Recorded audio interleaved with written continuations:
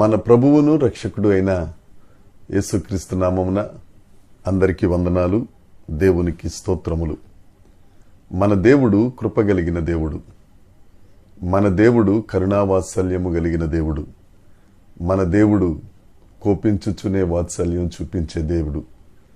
ఆ గొప్ప సర్వకృపానిధి అయిన దేవుడు మన జీవితాలలో మనకు అనుగ్రహించిన ఈ నూతన దినమును బట్టి దేవునికి ఘనత, మహిమ, ప్రభావములు చెల్లునుగాక.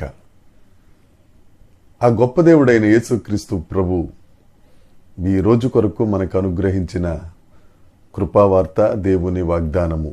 కీర్తనల గ్రంథము 90వ కీర్తన 10వ వచనము. ఉదయమున నీ కృపతో మమ్మును తృప్తిపరచుచున్నావు. అప్పుడు మేము మా దినములన్నీ ఉత్సాహించి సంతోషించెదము. దేవునికి స్తోత్రం కలుగునుగాక. దేవునికి మహిమ కలుగునుగాక. ప్రతి ఉదయమున దేవుడు మనకు ఆయన కృపను అనుగ్రహిస్తున్నారు. ఆయన కృపా సమృద్ధి కలిగిన దేవుడు.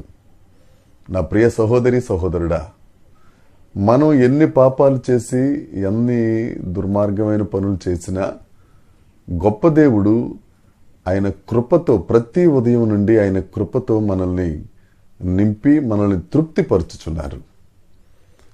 ఇంకొక కీర్తనల గ్రంథంలో 21వ కీర్తన 3వ వచనంలో శ్రేయస్కరమైన ఆశీర్వాదములతో ప్రతి ఉదయమున ఆయన మనల్ని ఎదుర్కొనే గొప్ప దేవుడైన ఉదయమున ఆయన కృపతో మనల్ని తృప్తిపరిచి శ్రేయస్కరమైన ఆశీర్వాదములు మనకు అనుగ్రహిస్తున్న దేవుడు.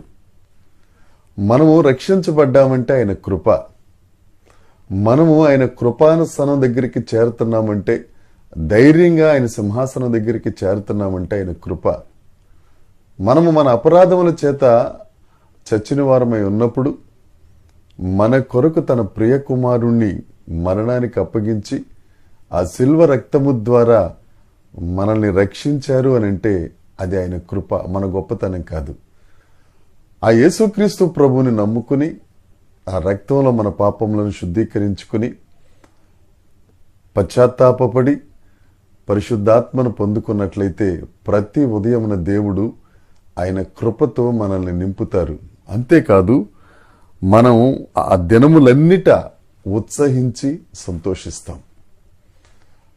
ఎంత అర్ధబలమున్నా, ఎంత అంగబలమున్నా దేవుని కృప లేకపోతే మన దినాలలో సంతోషం ఉండదు, ఉత్సాహం ఉండదు.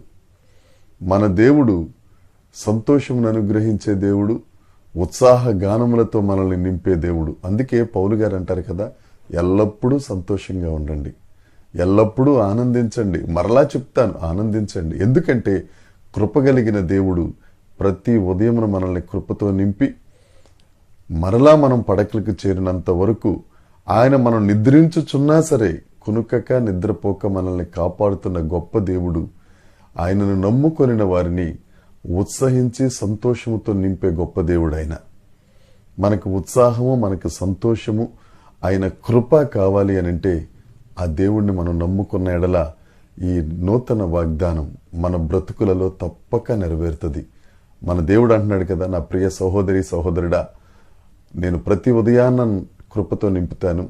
దినమంతా నువ్వు ఉత్సహించి సంతోషించేటట్లు, ఆనందంతో ఉండేటట్లు నిన్ను ఆశీర్వదించి అనేకులకు ఆశీర్వాదకరంగా చేస్తాను. నువ్వు నమ్మితే ఈ వాగ్దానాన్ని స్వతంత్రించుకో, దేవుని కృపను పొందుకో, ఆయన యందు ఉత్సహించు, ఆయన యందు సంతోషించు. నిన్ను నన్ను విడువని ఎడబాయని గొప్ప దేవుడే మన దేవుడైన యేసుక్రీస్తు ప్రభు. దేవుడి మాటలు దీవించునుగాక. దేవుని కృప మనందరికీ తోడై ఉండునుగాక. ఆమేన్, ఆమేన్, ఆమేన్.